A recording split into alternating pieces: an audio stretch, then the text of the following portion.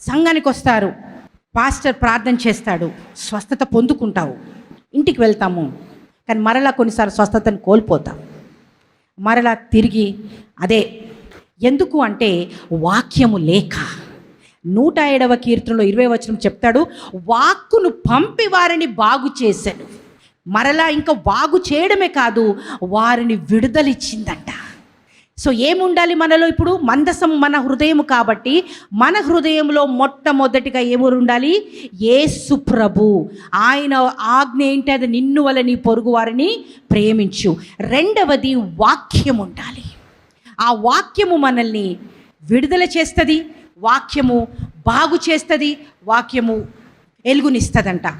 దేవుడు ఇజ్రాయెల్ ప్రజల్ని ఐగుప్తు నుంచి వచ్చేటప్పుడు వాళ్ళు ఎడారిలో ఉన్నారు, నీళ్లు లేవు, అన్నం లేదు.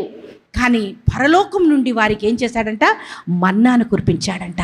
మరి ఈరోజు ఏ స్థితిలో ఉన్నా ఈ వాక్యము నువ్వు నోటితో కన్ఫెస్ చేసి దాన్ని ఉచ్చరిస్తూ ఉంటే ఆ వాక్యం ఏం చేస్తుందంట?